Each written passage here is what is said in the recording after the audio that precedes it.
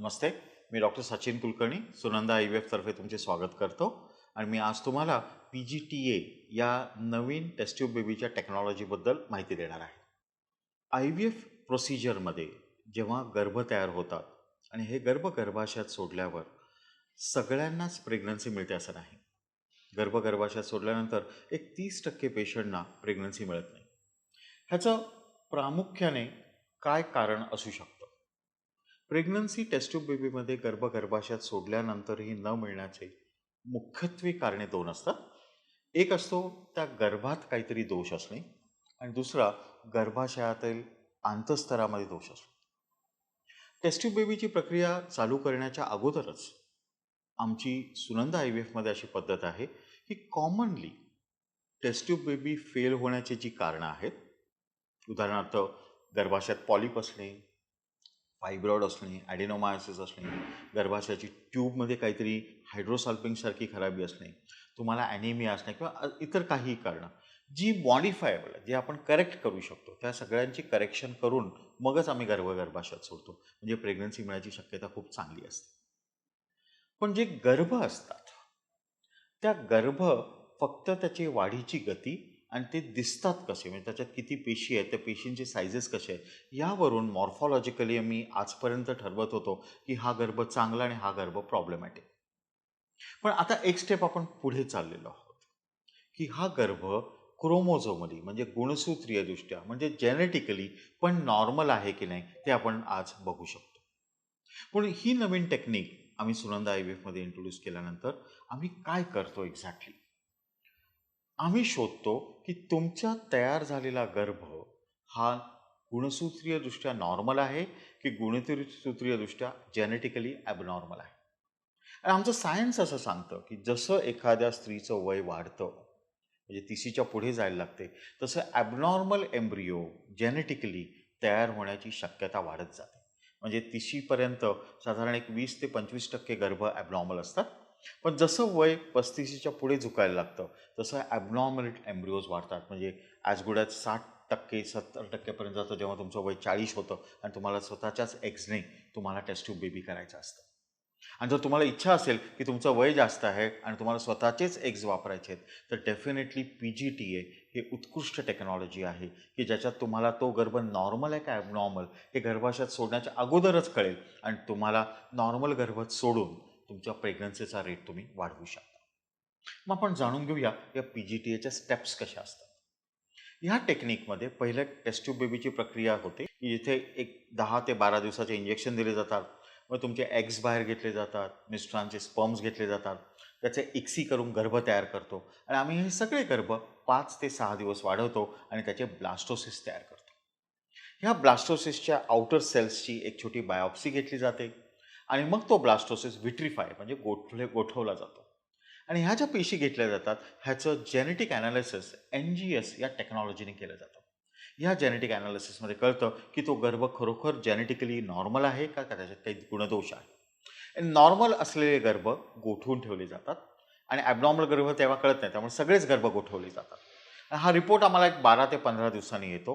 तेव्हा आम्हाला कळतं की कुठले गर्भ गोठवलेले गर्भ कुठले गुणसूत्रदृष्ट्या नॉर्मल आहेत आणि काही ॲबनॉर्मल आहेत.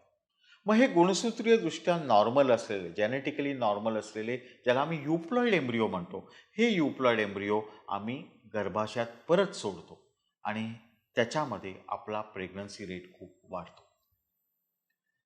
जशी ही स्लाईड दाखवते आहे की हा ब्लास्टोसिस्ट आहे आणि ब्लास्टोसिस्टमध्ये तुम्ही बघा की तिथे एक आतमध्ये एक पेशींचा संच आहे, त्याला आपण इनर सेल मास म्हणतो आणि बाहेरच्या पेशी आहेत ज्या मण्यांसारख्या लाईनीत दिसतात त्याला आउटर सेल मास किंवा ट्रोफोएक्टोडम म्हटलं जातं. हे आतला जो संच आहे ज्याला इनर सेल मास म्हणतात त्याच्यापासून बाळ तयार होतं, बाळाचे अवयव तयार होतात, त्याला आपण बिलकुल धक्का लावत नाही. आपण बाहेरच्या पेशी आहेत त्या बाहेरच्या पेशीतले छोट्या पेशी एका बायोप्सी केल्या जातात, साधारण 5 ते 6 पेशी घेतल्या जातात आणि ह्या पेशींचं जेनेटिक ॲनालिसिस NGS टेक्नॉलॉजी केलं जातं. म्हणजे पहिल्यांदा आम्ही 5व्या-6व्या दिवसापर्यंत गर्भ वाढवतो, मग ती बायोप्सी घेतो, मग तो गर्भ गोठवला जातो. मग बायोप्सीचा 15 दिवसांनी रिपोर्ट येतो आणि मग आम्हाला कळतं की कुठला गर्भ नॉर्मल आहे कुठला ॲबनॉर्मल आणि मग नॉर्मल गर्भ गर्भाशयात सोडून आपण मॅक्झिमम प्रेग्नन्सी मिळवू शकतो.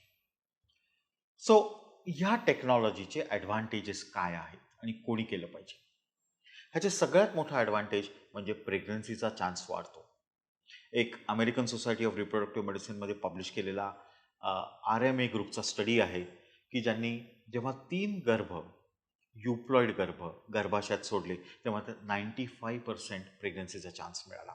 त्यांचा क्युम्युलेटिव्ह लाईफ बर्थ रेट 92.7 होता. त्यामुळे ही फारच चांगली गोष्ट आहे की जिथे तुम्ही 90% आणि त्याच्यापेक्षा जास्त प्रेग्नन्सी गाठू शकता. अर्थात हा गर्भ गुणसूत्रीयदृष्ट्या नॉर्मल असल्यामुळे ॲबॉर्शन व्हायची शक्यता कमी असते. खूप वेळा मला IVF प्रेग्नन्सी मिळून सुद्धाही पहिल्या 3 महिन्यात अबॉर्शन झालेल्या घटना घडतात आणि हे आपण टाळू शकतो जर आपण PGTA केलेला युप्लॉइड गर्भाशयात सोडला तर. अ, खूप जणांना एकच गर्भ पाहिजे असतो कारण जुळं बाळ नको असतं. काही जण जुळं बाळ पाहिजे म्हणून पण येणारे असतात, डाऊट नाही त्यांच्यामध्ये. पण अ, जुळं होणं हे थोड्या अडचणीचं पण ठरू शकतं कारण थोडी लवकर डिलिव्हरी होते. तुमचे खर्च अनाठ आहे, त्या लवकर डिलिव्हरी झाल्या बाळांच्या येण्याची काळजी घेण्याचे खूप खर्चही होतो. तर सिंगल प्रेग्नन्सी मिळण्याकरता आणि काही खूपशा कपल्सना पहिलं एक बाळ ऑलरेडी असतं, ते सेकंड बेबी करता प्रयत्न करत असतात की जिथं सिंगल प्रेग्नन्सीच महत्त्वाची असते. अशावेळी सिंगल युप्लॉइड ब्लास्टोसिस्ट आम्ही गर्भाशयात ट्रान्सफर करून प्रेग्नन्सीचा चान्स आपण वाढवू शकतो. आणि एकूणच IVF करत असाल तर 3-4 सायकल करत बसण्यापेक्षा आपण पहिल्या दुसऱ्या सायकलमध्येच जर क्रोमोझोमली नॉर्मल गुणधर्म असलेले गर्भ तयार करून गर्भाशयात सोडले तर तुम्हाला प्रेग्नन्सी रेट लवकरात लवकर मिळतो आणि तुमचं रिड्यूस्ड टाईम टू प्रेग्नन्सी म्हणतो आम्ही त्याला, किंवा नंबर ऑफ IVF सायकल्स तुम्हाला लागणारे कमी होतात आणि प्रेग्नन्सीचा चान्स तुमचा वाढतो. खूपशा कुटुंबांना आधी एक्टॉपिक प्रेग्नन्सी झालेली असते आणि अशा एक्टॉपिक प्रेग्नन्सी झाल्यानंतर भीती असते की परत पुढची प्रेग्नन्सी मला एक्टॉपिक होणार नाही ना, आणि पहिल्या प्रेग्नन्सीत खूप वेळा ट्यूब काढून टाकलेली असते. अशा वेळी जर आपण ब्लास्टोसिस ट्रान्सफर केला, तोही गर्भ गोठवून नंतर ट्रान्सफर केला आणि तोही त्याच्यात युप्लॉइड गर्भ म्हणजे क्रोमोझोमली नॉर्मल गर्भ ट्रान्सफर केला तर डेफिनेटली प्रेग्नन्सीची शक्यता आणि गर्भाशयातच प्रेग्नन्सी राहणे या दोन्ही गोष्टीची हमी खूप चांगल्या पद्धतीने मिळू शकते. आमच्या लक्षात आहे की जसं वय वाढतं तसे ॲबनॉर्मल एम्ब्रिओज वाढतात. तर जर तुमचं वय 32च्या पुढे असेल किंवा तुमचं IVF फेलियर एकदा झालं असेल, तुम्हाला परत परत ॲबॉर्शन झाले असतील किंवा खूप IUI होऊन सुद्धाही सक्सेस मिळालं नसेल, अशा व्यक्तींनी PGTA हे इव्हन प्रथम IVF सायकलमध्ये पण करायला हरकत नाही. कारण शेवटी तुमचं हे इच्छा आहे की तुम्हाला जास्तीत जास्त प्रेग्नन्सी वाढवायची आहे आणि तुम्हाला खूप IVF सायकल्स करायचे नाही. तर अशा वेळी हे जे वाढलेले गर्भाची बायोप्सी करून आपण नॉर्मल गर्भाशयात सोडले तर डेफिनेटली तुमचा चान्स ऑफ प्रेग्नन्सी वाढणार आहे. पुढे येतो की हा रिपोर्ट आम्ही कसा पेशंटला कळवतो.